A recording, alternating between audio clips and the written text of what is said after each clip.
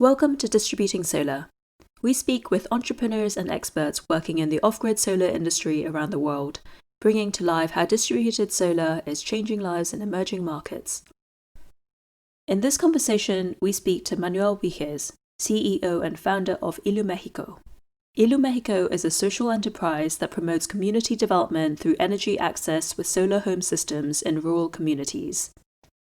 They have installed over 24,000 systems in the past 8 years and are currently operating in Mexico and Colombia and looking to expand further in the coming years. We have a wide-ranging conversation covering the impact of the latest Mexican government's policies on the energy sector, the benefits and drawbacks of working with government organizations, and the challenges of last-mile electrification and reaching the most remote communities in every country. Manuel is refreshingly open about the challenges facing the off-grid sector, the difficulties maintaining a strong portfolio, the potential and suitability of a VC funding model, and urges the sector to be more transparent about failures and learnings. We hope you enjoy this episode. Welcome to Distributing Solar. We're delighted to have you here. Likewise, delighted to be here. Thanks for the invitation. You're CEO of Iluméxico and started the company almost straight out of university in 2010, 2011, after spending some time in GE's wind division after university. Can you tell us a bit about your journey? How did you know that you wanted to start Iluméxico, and how did you identify the problem that you wanted to work on? Of course. So that's right. I was studying in the university and was a trainee at GE, was doing bids for the government with wind and thermal. And I was pretty involved during my university years, created a student group for energy and environment, and was really passionate about climate change and renewables. So I was participating in a couple of different activities, forums, trips related to this subject. And then I started doing my community service in the university in a research program that was doing solar for saline water desalination. So I was really into solar. And then I had the opportunity to go to a student energy summit in Calgary, Canada. And I heard a guy named Dave from Canada that had a NGO called Light Up the World. And he was talking about the energy access issue worldwide. And Light Up the World at the time had a lot of work in India and Peru. So immediately my passion clicked with also something that I had related to inequality and rural development in Mexico. So I came back to my GE office, and one really good friend I worked with, we had both talked about not wanting to work at a corporate forever and wanting to start a company that had something to do with renewables and climate change. So I told him about this thing I had heard. We started looking at how we could do this. And another friend from GE told us, you guys should apply to a student entrepreneurship competition that I won with some friends last year with a coffee co-op. So we actually looked at the call for proposals, and we decided to build a business plan and also develop a small prototype because we were really into doing Mexican technology at the time. So I called some friends from the university that were doing already some electrical engineering projects. They had started a company, and we partnered to do this business plan. So that's how we got in the sector. The business plan was a, 1 hour a week thing that we did for a couple of months. And we actually got a first prize award, which gave us, at that time, close to $30,000. And with that, we quit our jobs and went to our first rural community, which was super fun and exciting. And how did your parents feel about that decision when you made that at, I guess, a pretty young age? Did they support you in starting the company, or did they think you were going through a phase and wanted you to go back to the corporate world as soon as possible? No, definitely they supported me. I mean, my family has always been surrounded by entrepreneurs. My grandma was an entrepreneur. She's 92 years old and is still working. She has a coffee shop and a small hotel. And then my father has a construction company that he built on his own as well. So it's a funny story. The day that they gave us the award, I remember my mom told me that when they announced that we were the first prize winners, my dad looked at her and said something in the line like, this guy made it, and I don't have to give him any more money anymore. Great. So it runs in the family. They were actually pretty happy about it and really supportive. Fantastic. So Latin America is often overlooked within the off-grid energy access space or for electrification solutions, and a lot of attention is usually paid on off-grid energy access in sub-Saharan Africa and Asia. Can you tell us more about the need for off-grid energy access in Mexico and the current electricity system? What is the gap that you're looking to solve?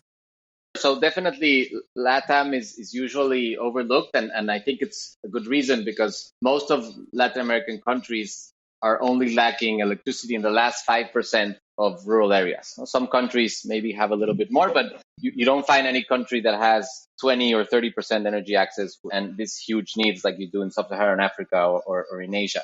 However, this last 5% is still a good number of families, close to 30 million in Latin America and close to 2 million now in Mexico, that have to rely on diesel and candles for lighting and are extremely vulnerable to poverty, climate change, and inequality. So in the case of Mexico, we have a centralized energy government-owned company, which is the Federal Commission for Electricity, which is in charge basically of all the generation, distribution, and transmission in Mexico. So this company has subsidized a lot of rural electrification efforts. So therefore, you have a lot of rural areas that it's not cost effective to take the grid, that the grid is still there. But then you have this real last mile, which are very small, very dispersed communities that do not have access to electricity or to any basic services. So that's who we're dealing with. And that's our goal in Mexico, is to reach that last 2 to 3% of families that don't have electricity. And solar home systems are a great way to do that. Also, a difference that we have with the African market and the larger markets is that usually these families are aspiring for a higher level of energy. So if you look at the Mexican market, you look at Colombia, you look at Peru, families are usually aspiring to have at least half a kilowatt hour or even 1 kilowatt hour per day for energy. So this makes the solutions to fit these very complex offline, off-grid communities really challenging. And can you tell us more about Iluméxico and the specific solution and your product offering that you provide? How do you work with your customers? Is it a one-off purchase solution? Tell us more about how you work with and engage with your customers.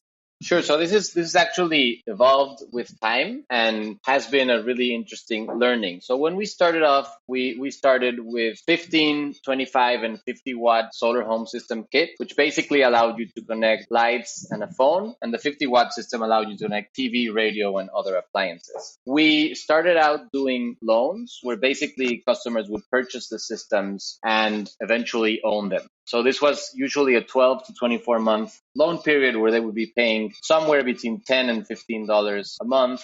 And this would allow them to eventually purchase their energy system. This has evolved a lot because we realized a couple of things. We realized that customers always aspired to be able to continue to scale the energy ladder.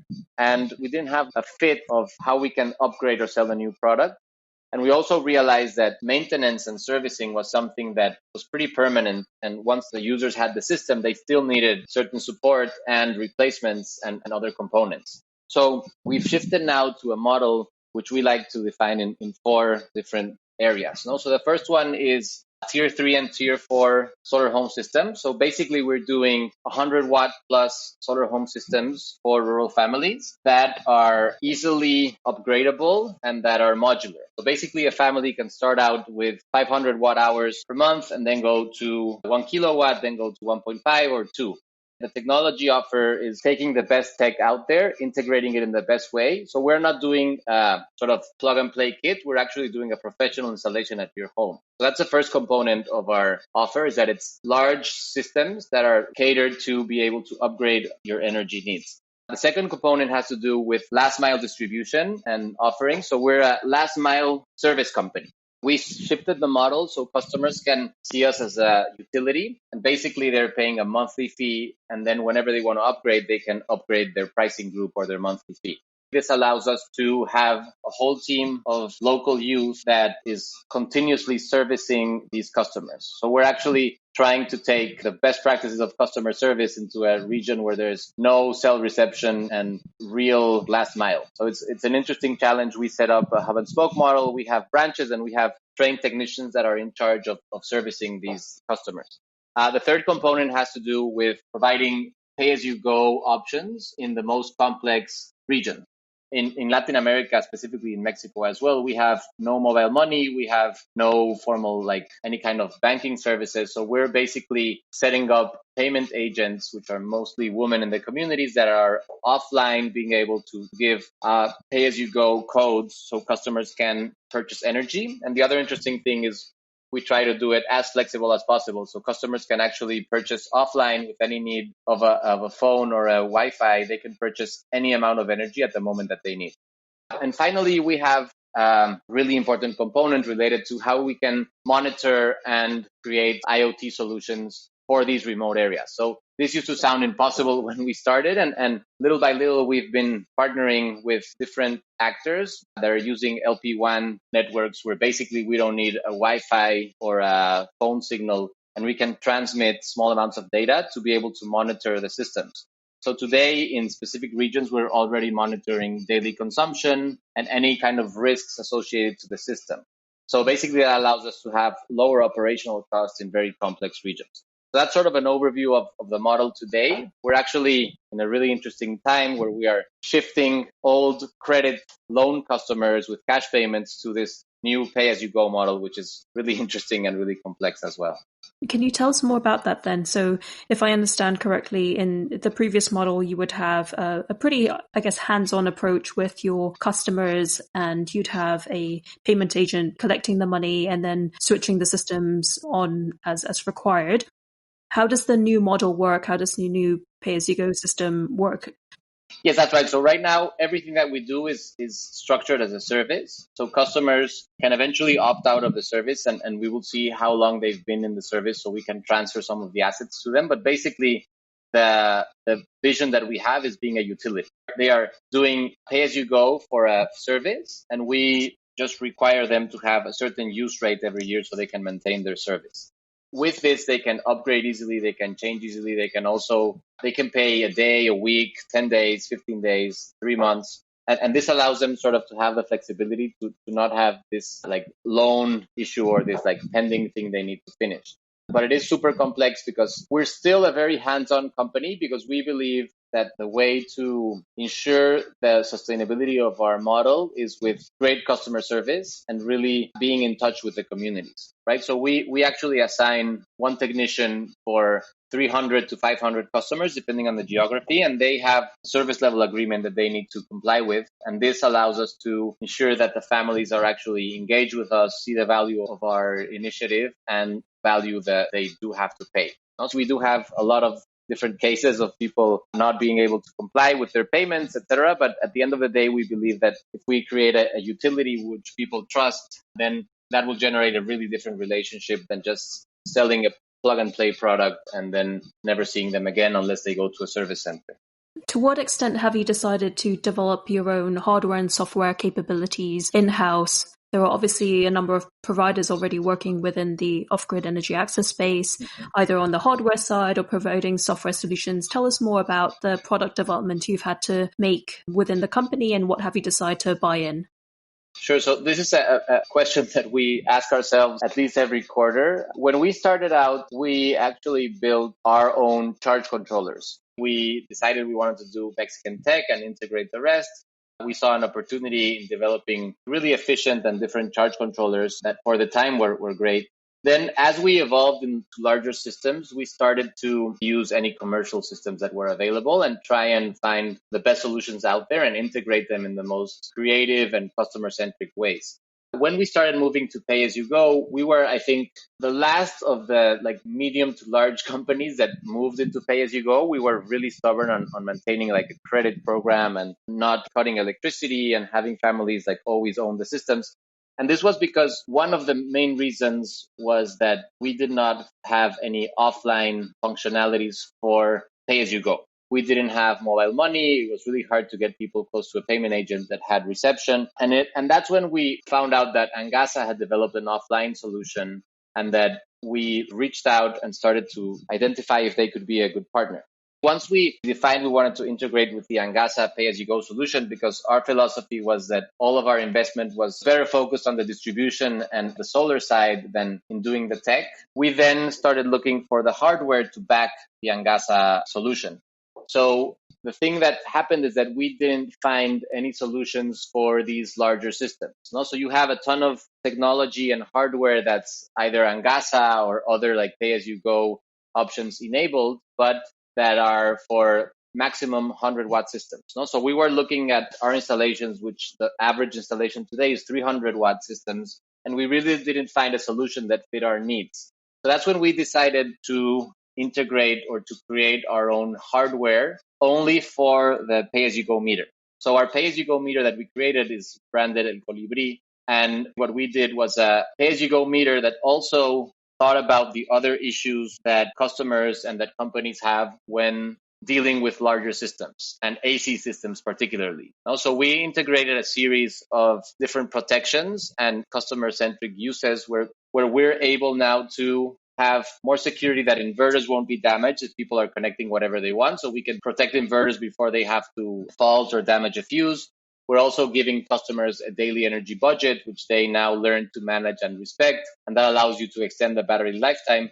And we're also being able to predict when each battery, according to the customer consumption, has to be replaced. And the final thing that we were able to integrate into the Colibri was this LP WAN network, where now we have a small modem and an antenna, and these can basically communicate with us and tell us how the customer is behaving related to his consumption, his payments, etc. And this can be in a completely offline region. So we developed the hardware for this. We think that developing hardware is easier because hardware lasts longer and you don't have to update it as much as you do sort of software solutions and full stack solutions. So we're doing this hardware solution, but we've partnered with Angasa for the pay-as-you-go. We have a partnership with Salesforce for all the CRM, with TaroWorks for all the offline agent data collection. So we're basically, our philosophy is to use the best that's out there and integrate in the best way. And sometimes when we've found that we don't have a solution, we do have the in-house capabilities to innovate. And we actually hired a great cooperative in the US called Just Design and a Mexican company for the design. And we launched the Colibri like a year ago, and it's been pretty successful.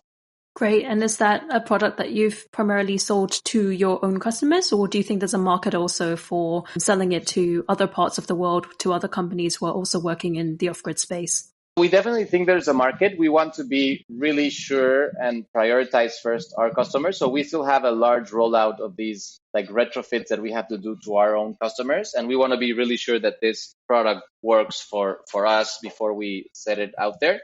But we think it is a pretty good product for LATAM specifically because of the like offline monitoring component, but also for companies who are taking their customers from, let's say, a Pico lamp to a small solar home system and then to a larger solar home system. So we think there's an opportunity there. We're not extremely focused on capturing that opportunity because we want to be really sure that it's working at full scale in our own operations. Perfect. So perhaps along those lines, can you tell us more about the traction and the progress you've made to date? How many systems have you deployed? How many customers do you have? And perhaps more broadly as well on the broader impact it has on the communities you work in. I love these questions. We've been working for 10 years. March 16th was our 10-year anniversary. Congratulations. We haven't celebrated, or we did celebrate via Zoom, but we haven't been able to celebrate because of COVID. But 10 years went by so fast, and I think the next 10 years are what's really going to define us and how we become like a key actor in the space. So in these 10 years, we've managed to install close to 24,000 solar home systems. In the first 8 years, we installed 11,000, and in the last 2 years, we've done the rest, so double the amount of systems in 2 years. So it's been hectic. This provides energy to over 100,000 people. We're right now 100 full-time employees, almost 300 people if you count trained electricians and payment agents. And we've displaced close to 4,000 tons of CO2.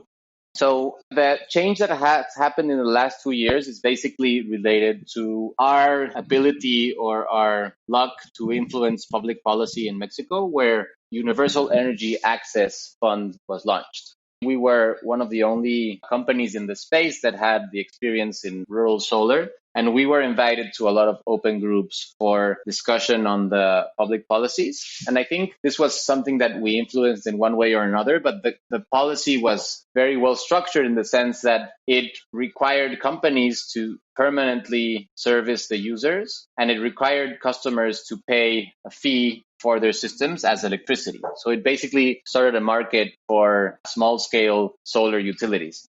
So we were actually one of the largest bidders of this program, and we were awarded a contract of close to 8,000 systems for 2 years. So basically, we shifted to a larger operation, larger systems, and that has allowed us to have a lot more impact. So of the 24,000 systems that we have installed, right now, 13,000 of those are sold on credit. So it's basically customers that already have a solar home system that we service occasionally. Some of them are upgrading, but not a whole lot. And then we have 11,000 customers that have a large system and that have a permanent service contract with us. Of those 11,000, we've installed close to 2,000 in the pay-as-you-go solution, and we still have to deploy and roll out the rest. So we're in the middle of a hectic rollout and then COVID, so we're kind of behind, but it's a really interesting moment to be in. The impact of energy, I guess, is really clear, and a lot of people have seen them. You being able to turn on the light of a family for the first time with them and celebrating when the lights turn on is one of the best experiences I've had. And it's something that keeps fueling me and my team every time that we do it. But really seeing how more energy can provide families with different opportunities is great. No? So we've seen a lot of women entrepreneurs that once they have more energy, they start a small shop, they start being able to refrigerate protein and sell it so people can have better nutrition. We're seeing people that are doing really creative things with the use of energy. And we're also seeing different benefits of having that extra energy.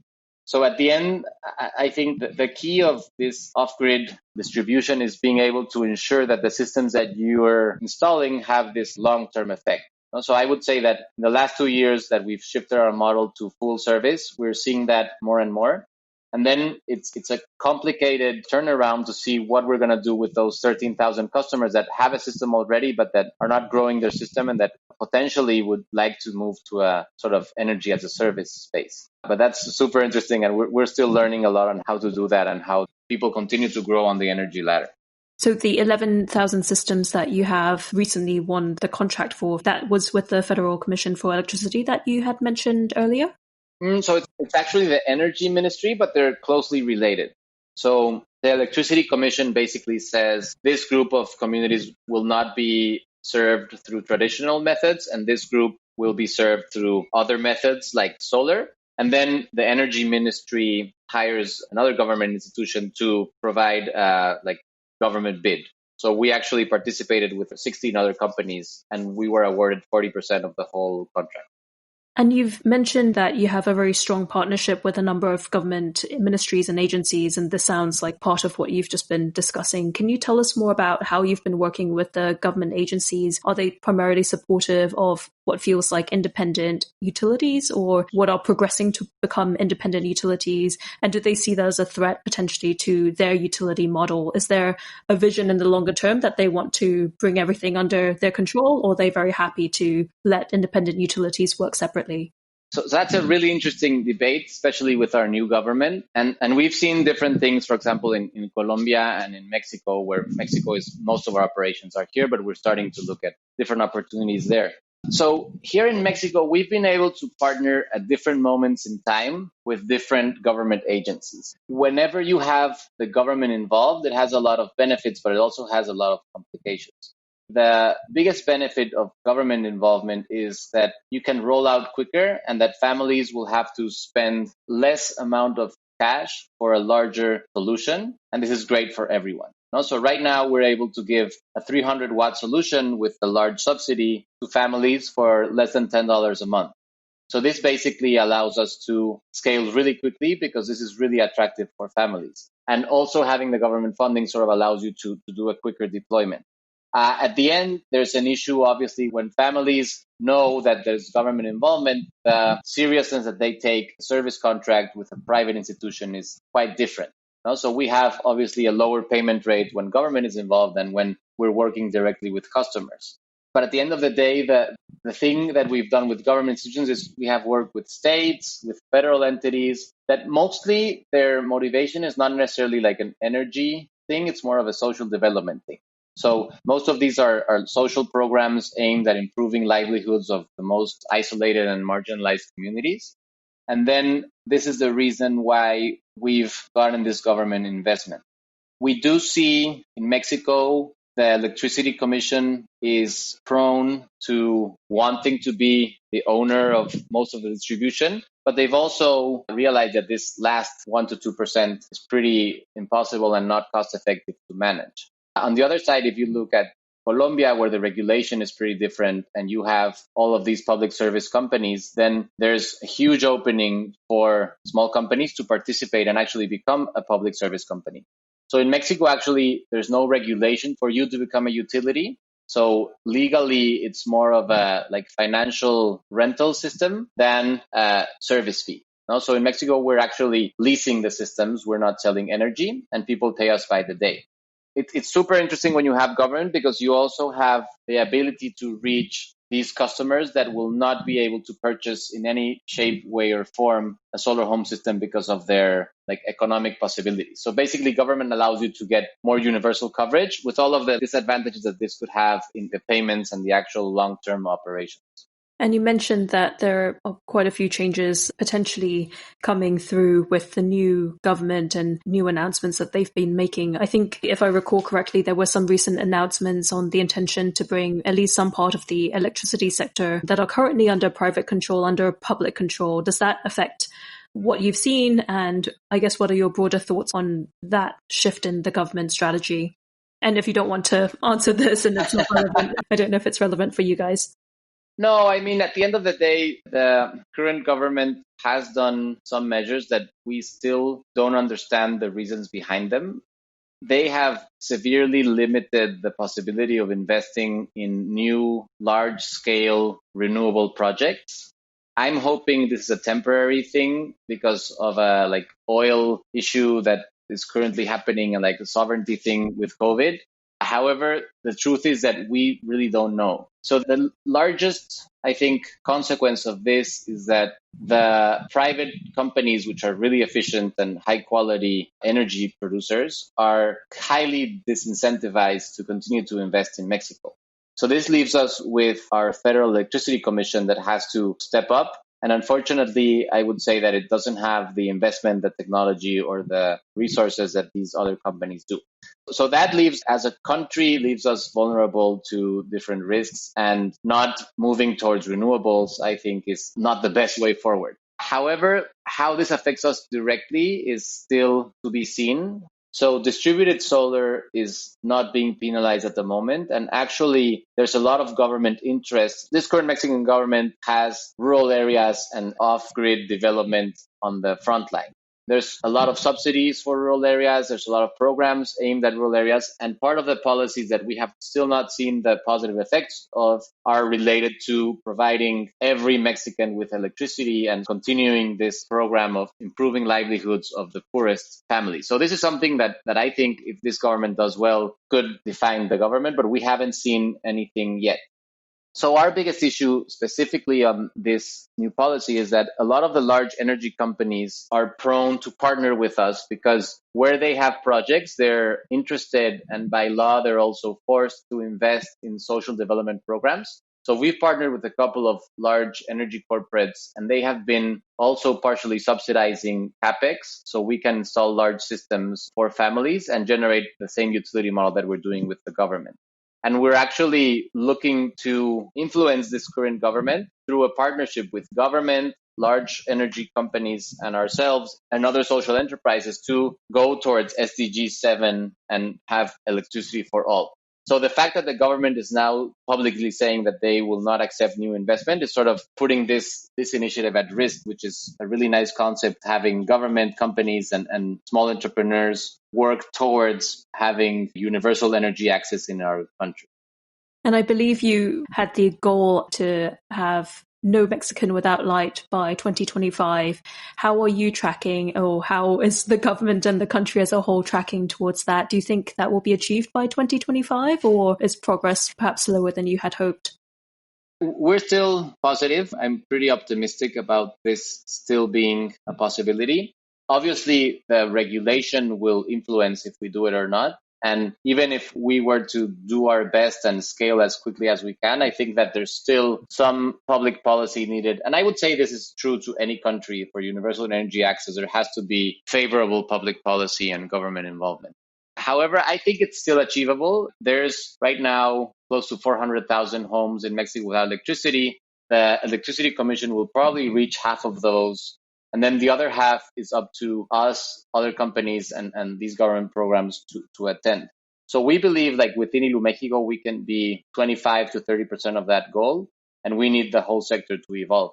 It was evolving really positively the last 2 years. And then this year, there's been no new news on these programs. So that sort of puts it at risk, but we're positive and very optimistic on that. We have to find a way for this to happen and hopefully be the first country in Latin America to be able to say that we have 100% energy coverage and soon. That's an exciting prospect. And I'd love to hear more about the communities that you're currently working in, which are currently lacking electrification solutions. Can you tell us a bit about these communities? What are the main economic activities in these areas? Tell us a bit more about the communities you're working in and the potential of electricity in these areas. The last 2 or 3% in Mexico, that last mile, are communities that are extremely isolated, dispersed, and poverty-stricken. Most of them are in very mountainous regions. Then you have in the southeast, a lot of them that are like deep into the jungle. These communities are in probably the most beautiful landscape that you've ever seen, but the contrast with their quality of life is huge. Most of these are in a 12 to 15 house community where each house is maybe 400, 500 meters away from each other. They are primarily indigenous. More than 60% of our customers are indigenous, and we actually speak within our team 11 different indigenous languages. And they are large families that have an income of less than $80 a month, which translates roughly, if you have a 5-person family, to less than $1 a day.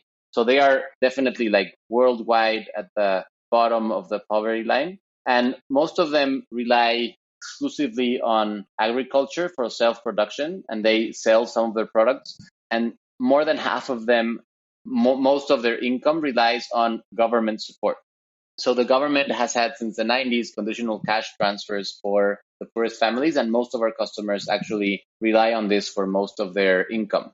Then we have close to 30% of customers that have some sort of relationship with animals and livestock, mostly maybe 5 to 6 goats or pigs or cows, which they use for their own use and then sometimes sell. And then we have 10% of customers that have some sort of commercial activity or that have to work in the city. You have a lot of migration. You have a lot of people going to the US. So you have a lot of families that have a migrant father that supports them once in a while. And at the end of the day, it's really hardworking and really nice people. Today, as they don't have electricity, they rely on, as we said, candles and diesel for lighting. And this can be up to $10 to $15 a month that they spend. So this is over 10% of their income in most cases. Then you have, in every community, you have sort of a different balance of people. You usually have 2 or 3 people who own the small shop and that have a little bit extra income. But still, these are sort of aspire for a little bit more energy, but still are really limited in their possibilities. Most of the homes have dirt floors. We have zero penetration of toilets, showers, even gas stoves. Most people are cooking on open air stoves, so this is also a huge issue for energy related to cooking. And the water supply is usually a spring, or they have to buy bottled water in a nearby town, which is really expensive as well. Then we also have some experience in the Colombian context, which is very similar in the last mile, but then you have some communities that, since there's not a central grid and that most of the public service companies are not privately incentivized to service them, they have a diesel subsidy and they have 4 hours of electricity per day through a small diesel mini grid. So these families usually have a little bit more employment and more possibilities, but still have a huge lack of energy.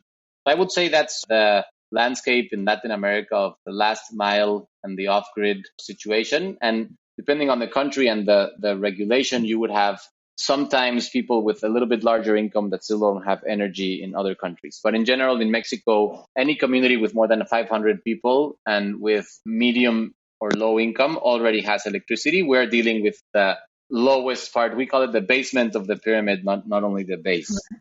And for the communities with diesel generations, these are presumably separate from what you're working on, but you're looking to see how you could work with them?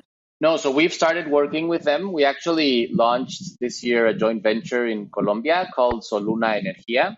And we are working, we already have our first 30 customers. We're closing in on 50 in the next 2 months. And we're working with these type of communities as well. So the interesting thing here is that these communities are aspiring to have larger uses of energy. So having a 300-watt system solution and making it modular to grow to 600 has allowed us to cater their energy needs. So we're actually getting customers in Colombia that are consuming over 1 kilowatt hour per month. Some of them are even at the 2 kilowatt hour per month limit. And these solar solutions allow them to have 24-hour availability of energy and allow them to not rely anymore on the inefficient diesel subsidies, which they usually have maybe 7 or 8 months a year they have diesel, and they only have 4 hours per night. Other days they have no system or the plant is not working and nobody's going to repair it. And when they do have electricity, they can only turn on their small fridge or their TV from 5 p.m. to 9 p.m. So there's a huge and a very positive reception towards these larger scale solar home systems because it will allow them to have 24-hour availability of energy. You've mentioned the difficulty and the challenge of reaching some of these communities because there's a skepticism towards companies bringing new solutions because of previous scams, perhaps. Can you tell us more about these challenges and how have you changed or adapted your go-to-market strategy, your customer engagement strategy to overcome some of these issues? Yeah, so this is a huge issue because in the past, both companies and government have promised things in communities and have not delivered. So you have cases where a company goes to a community and says that if they all chip in with $20, they will bring a new water system. And then everyone goes and takes their hard-earned income, gets together this pool of money, gives it to this person, and that person never comes back. So there's a huge mistrust of anyone who's coming from the outside to offer any kind of services. And we really think the way around this is gaining their trust through repetition. So we usually don't market or sell in our first visit in pretty much any place that we are, unless we're already pretty well established and well known in the region. We basically start out in our process with an evaluation of the community and getting to know them and sort of telling them who we are, what we do, and asking them if they will allow us to come back one day and they can meet so we can tell them about our solar solution. So the fact that you come one day and then come back 2 weeks is already like a first step of, okay, these guys are maybe serious, etc. So the second thing we do is we are very clear that we are not coming from any political party and that we will not ask for any money until their system is placed in their home. We're also trusting them in the sense that if you sign up, then we will deploy logistics and purchasing to have your system here. And you will not pay your upfront fee or any energy fees until we're here. So this is a risk we have to take from our side, but it also builds trust with the community. And once you're there, the basic idea that we have is that we need to promise you a certain service level and comply with it. So we're usually visiting your community in the first months, maybe once every 6 or 8 weeks. After that, on a need-to-come basis or at least once every semester. But still, it's a really hands-on model because we need them to trust us, and trust is sort of the base of our work there. So it's a longer process, and it's probably coster related to like a customer acquisition cost. But at the end of the day, it allows us to set a long-term relationship with these families and also really improves, I think, the whole care that they have of their system and the whole relationship they have with their payments. Because at the end of the day, if they start trusting you and they realize that it's in your best interest for everything to work smoothly, then they will eventually get to trust you and take care of their system more and be more aware that they need to pay on time and these kind of benefits that we need in the operation. And what have you found to be the greatest challenges when building the business and growing the business in the past 10 years? What have you found to be, I guess, surprising challenges and what has been much harder than you expected it to be? So I think that the whole off-grid solar industry is super complex, and I don't want to like pass judgment on other industries, but at the end of the day, we're having to do a ton of things well at the same time. So we have the whole like financing, financial inclusion, payment component, which if you were to do that only, that's very complex business. Then you have like the whole technology, sourcing improvements, etc., like adapting solutions to your customer, which is also a complex issue. Then you have the whole distribution and logistics, which we are having to build pretty much our own logistics in the last mile because there's no logistics company that will do this. We're having to build a huge logistics network as well. And then we're having to do a whole like service company because we have to be there on time. We have to reply to any technical issues in less than 15 days. So this is also another like complex business that on its own would be really complicated. So I think all of these challenges are super hard. I think that the biggest challenge for us has been getting us and all of the team to move towards a utility-minded business as compared to a philanthropic foundation. So because of what we do, there's a huge social component, and most of what moves us has to do with what I mentioned about turning on the lights for a family for the first time. However, if you don't do this as a very structured, process-oriented, and disciplined company, the most likely scenario is that you'll be losing money and that you won't be able to really reach the impact that you want. So actually being profitable in this industry where we need to do so many things well, where every little thing can have like build up a lot of costs, and where each family that you are working in is a different universe, and a lot of rural customers, because of how they've been treated in the past, because of different bad habits that they've had throughout the years, are really bad paying. So you also have to work with your portfolio, which something that I criticize a lot about the industry is that none of us are really publishing or talking a lot about our portfolio. The fact is that we've always had more than 50%, even 60% of our customers constantly lagging on their payments. So I have a portfolio at risk of 60 days of over 60% of our customers. We've managed to get 89% of whatever we've done as loans recovered, which I think is pretty nice. But now that we're a service company, this payment lag is huge. And then you have all this hacking issue where customers that are not paying are trying to hack into your system. So then you have to also invest in like technology and physical protections and all this like cybersecurity things, which luckily we're doing that with third parties, but the physical safety things have to land on our side. So I think it's a huge challenge to sort of find the right model to make this work and make it profitable. So I think there's a lot of hard work involved. There's a lot of luck involved. There's a lot of the fact that we're also, I think, one of the only companies that has consistently been able to partner with governments to have partial subsidies is also a really important component. But then you have like the investors of the sector saying that if you're partnering with government, we're not likely to invest because we need this to be market-based. So there's a lot of different things going on in the ecosystem, and there's also like in the last 2 or 3 years, well, these stories about failure that we're not really talking about. So what happened with Movisol? What's happening with like these other companies that are not being able to be profitable, and how does that look for as a larger scope in the sector? So I really believe that we're going to find the formula and that we need to, because this is a really good cause. It has a lot of social benefit, but it's also super challenging. I'd love to discuss more about the financing component. As you mentioned, I think it is such a challenge within the off-grid energy access space to find the right mix of financing, be that between equity funding, debt funding, grant funding, government funding. How have you approached that, and how have you structured your financing to make it work for your customer base and the work that you're trying to do? Yeah, I think one of the key realizations that we've had related to this is that sort of the venture capital mentality of quick returns is not really adapted or adequate for solar home system companies. So we're looking at returns that have more similarities to boring infrastructure projects like building a road. At the end of the day, unfortunately, the people who are funding those boring infrastructure projects are very large funds whose priority is not social impact.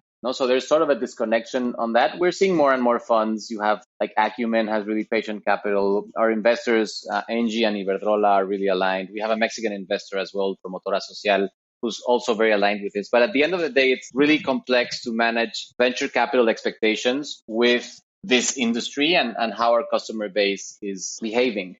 I think definitely there's a need for all of the companies to focus on a market-based strategy, because market-based strategies make you more efficient, make you focus on giving the best solution for the customer and making you focus on being profitable. But at the end, I think there is a large percentage of customers that we will not be able to serve in any country if there's not some sort of subsidies by philanthropy or by government.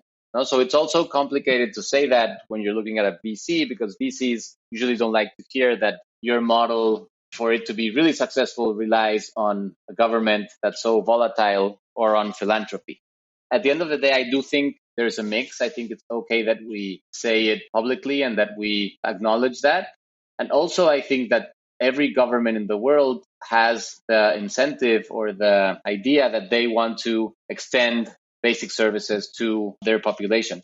So at the end of the day, if the entrepreneurs that are doing solar home systems, we're able to give a solution to the government where you're ensuring them that you will provide a long-term solution, that you are setting up operations, that you are co-investing with them, it's pretty reasonable to think that governments will start supporting these kind of initiatives. So I think that the financing thing is super interesting. I don't think I have the solution or the adequate mix or whatnot, but I do think there are some components that are key, which is it has to be very patient capital. It's clearly very capital intensive. The returns are long-term, so we should shift our expectations. And then having public policy in your favor can maybe turn that around. So just like as an example, in our case, we've had some form of government involvement pretty much through our 10 years, some years more than others. In 2016 and 17, we actually had EBITDA positive with minor or zero government involvement. But then 2018 and 19 were amazing years because the government got really involved. Also, we managed to grow close to 300%. We managed to install double of our installed capacity. We managed to get an EBITDA of over 20%. And then that makes us like a more sustainable business that's been able to invest in better talent, better tools, better infrastructure. So at the end of the day, it's sort of a mix of all this will make the sector, I think, successful. And you mentioned the challenges around managing your portfolio of customers and I guess the difficulties around it that aren't so widely talked about within the industry. How do you think about that, and what has been the measures or approaches that you've taken on or tested to try and improve portfolio health? I mean, people talk about big data and applying machine learning, AI strategies to the data or collecting more data. How have you thought about that, and what are your approaches to it?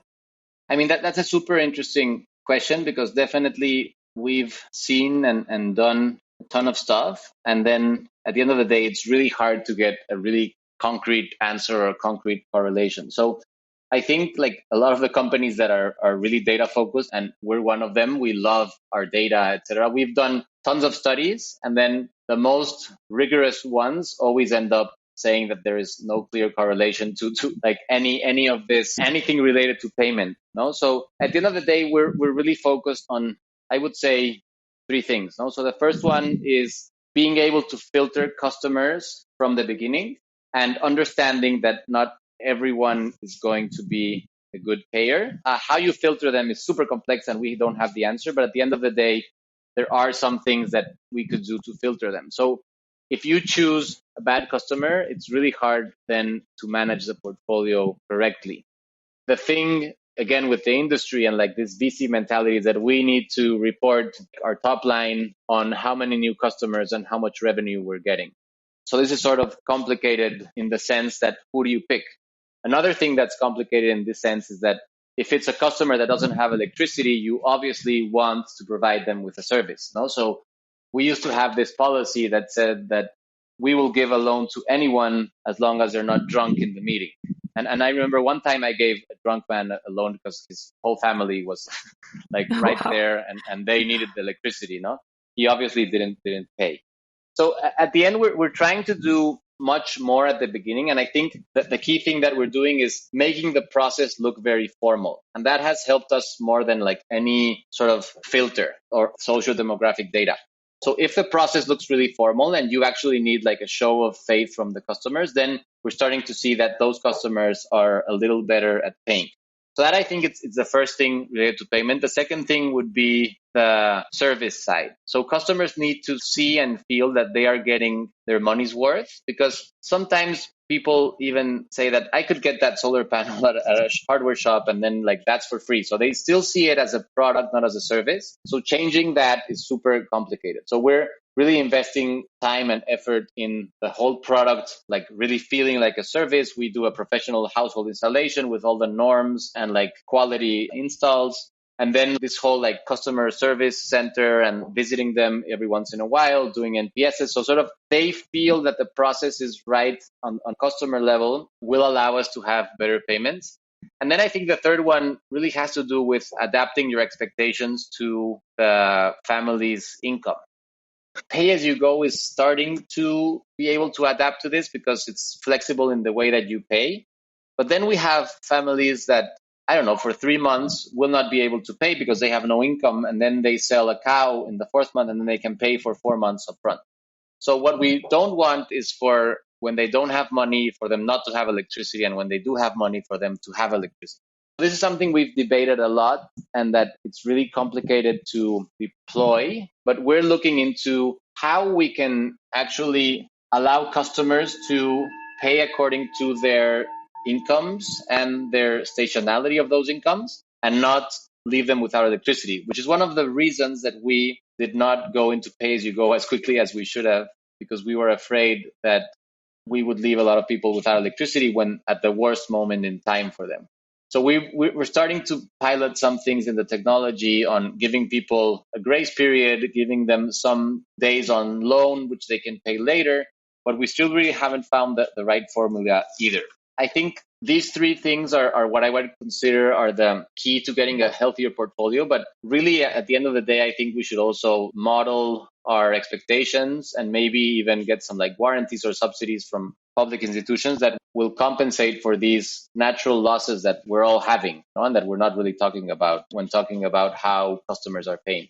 And you seem to have done some work around productive energy use and looking at how you can support your customers in either growing a business or developing other means of increasing their income. What has been your work to date around productive energy use and supporting more on the commercial side? The biggest things that we've done have to do with community infrastructure, with small businesses, and with connectivity. So the thing we've done the most is refrigeration solutions for small shops. And we have women that used to sell $200 a month and they would make like a 10% margin out of that.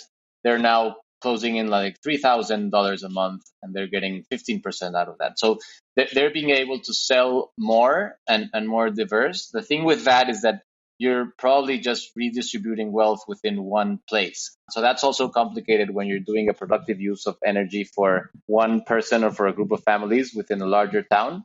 We're also doing some mills for corn. So people are being able to like mill their corn to do their tortillas. We're starting to look more and more into connectivity, but again, it's sort of having a point of connectivity in the region through a partnership really gives more income to one family, and then the others are now connected, and maybe that can give them additional income. And then we've also done a lot of interventions in schools, health clinics, and community centers, which doesn't necessarily improve income. These are also highly subsidized as well.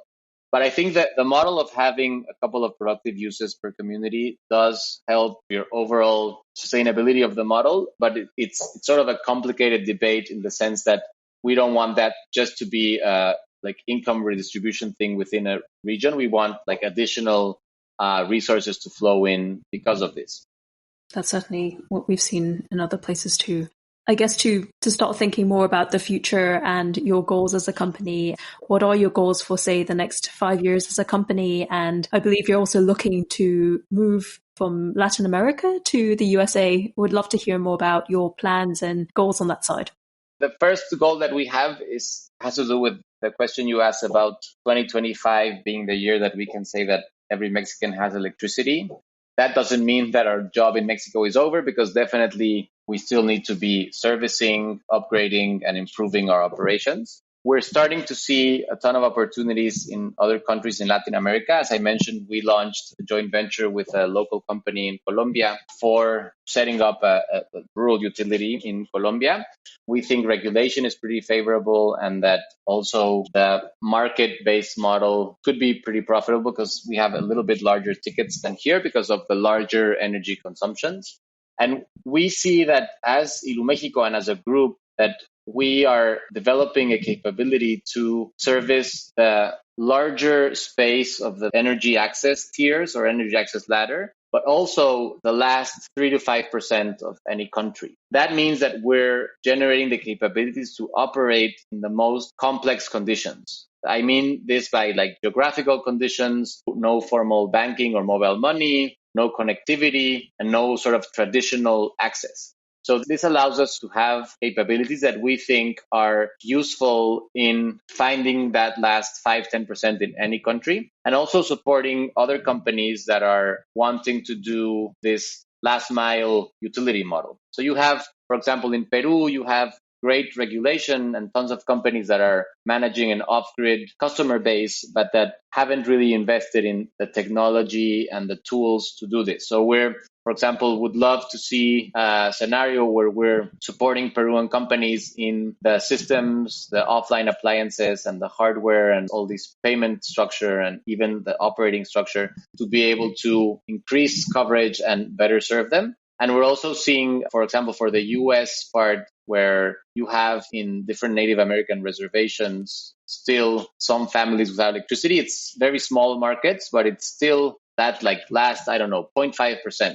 So won't be served by the government. And we're looking into partnerships with local companies to be able to offer a service model for these customers. Obviously, in the US, you have more appliances, larger energy aspirations. So that requires us to go to the tier 4 application and make sure they work both at a hardware and pay-as-you-go level, but also in the operations and the servicing. So our vision is to become that sustainable last mile expert and have intervened either directly in the operations or like a SaaS model where we're providing hardware and software and operating support for the region. That would be where I hope and I sort of work every day towards reaching, where we have a fairly large customer base in the Americas that's well served, that has as much energy as they need, and that is sustainable. That sounds really exciting. And I'd love to move into the section of our conversation where we find out more about you as an individual and hear a bit more about the background of Iluméxico as a company. And I'd love to start by asking you, how did you come up with the name Iluméxico? So actually, the founders, we sat at my living room and started putting out names, and none of us are creative people. So we just put out all these names and combining different words. So I guess Iluméxico was the one we voted was the best. We've had a lot of issues with the name. I mean, I love it and the team loves it, but apparently people can't really pronounce it, even Spanish speaking people. So we usually get like in any of the interviews, or we were even in a reality show, people would always call us Iluméxico or Ilumex or some different way. And then once we're going international, well, the Iluméxico doesn't really work. Right. So now we actually, for the Colombia venture, we hired a brand company and we came up with the name Soluna Energía, which has a play of words like the sun and the moon, which are always present, and then like only one energy, which is solo una energía. So that we like. That's great. I love the new name too. I love the idea of a sun and a moon. That sounds pretty evocative and excited. Great to show the consistency and continuity of energy too. Perfect. And what about El Colibri?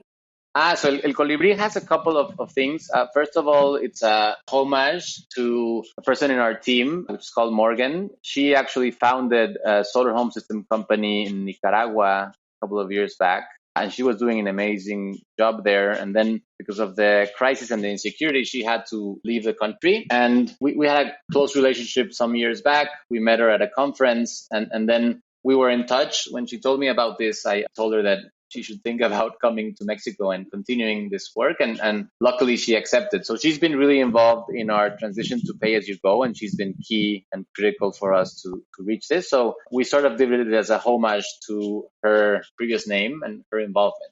But the colibri is a hummingbird, which is a bird that actually pollinates flowers that very little other birds or animals are willing to pollinate. So it has this double meaning as well, that we're reaching those places where nobody wants to go. That's wonderful too. I also really like that. And our next question, what do you do when you're not working? I've personally gone through a transformation in my relationship with work, where the first years I was extremely obsessed and focused on work, and I would work every minute of the day, weekends, etc. I would sacrifice very little things for any other components of my life. So this obviously took a toll on different things, relationships, friends, etc., and sort of evolved into more of a balanced lifestyle, which I don't think I have yet, but still on the way. I think it's really important to find the thing that you like that doesn't make you think about work or anything. Also, for in my case, there's a couple of things. I mean, sports. I used to play a lot of football. Then I'm becoming older, and my knees are not being able to play as much football. So now I'm into yoga. So having a space where you, regardless of what happens, you will leave work and do your thing is super important. Then I got really into meditation and Vipassana. I did a couple of 10-day silent retreats, which sort of shifted my perception in a lot of things. And related to work, I think is after those 10 days, when I came out in day 11, I thought like hell would have broken loose. And the true thing was that like my team really didn't need me. On the day to day, we're like really worried on the like, if I don't get this done, if I don't do this, if I don't like get into this, if I don't help them decide this, then like something's gonna happen. And the truth is that it's not really the case. You know? So that's a really nice realization where you can see that first of all that you have to trust your team, and second of all that you are not that crucial in what you're doing, and that everything can wait if there's something like of your personal life and your emotional mental health that needs tending. And how was your 10-day silent meditation? I've always been a bit tempted to try a silent meditation, but it seems pretty intense. Did you do quite a lot of meditation beforehand? So the funny thing is I had never meditated 1 minute in my life before I did this. And I, when people ask me, why did you go? I have like some theories, but really no clue on what was the thing that made me go. I just like felt that I wanted to go and wanted to disconnect and wanted to see how that felt. It was fantastic. Like the silent thing is not even the biggest of the issues. The issue is the like whole meditating all day long and being in your head. So I would imagine like Iluméxico burning down. I would imagine like everything. And then at the end, you realize that that's not the case. And so one of the things that helped me the most was realize that, and this maybe sounds kind of catchy, but it's just that everything passes and that it's like, okay, no? So you usually have a lot of stress and anxiety about work. Like we had last year, we grew so much that everything that you can imagine happened. You know? So one of our trucks fell down a mountain. We got a whole like trailer stolen from us with like 80 full systems. And then at the end of the day, it's how you react to that really defines your like emotions and how the whole company sees that. No? So at the end of the day, great moments will pass and awful moments will pass too. It's more important to observe them and to be able to be sort of equanimous and calm through them instead of like being really low when things are low and being really high when things are high. And that was one of the things that like this 10 days sort of pushed us. That's fascinating. I've only ever made it to 10-minute meditation sessions, but maybe eventually I'll also make it to 10-day silent retreats. So our next question, are there any books that have changed your thinking about the off-grid sector or that you would recommend to our listeners? Nancy Wimmer's Green Energy for a Billion Poor supported our model change radically. She lived and studied the Grameen Shakti model and has an amazing book on how she built that out. Related to the sector, that's the thing I would recommend the most. Then you have all these readings that are amazing on like the classical MBA books. But then I would also recommend like having just a novel that you read and don't think about work all the time, which is something that we also do. And we've had another guest already recommend Nancy Wimmer's book, so it's clearly quite a favorite. It's fantastic.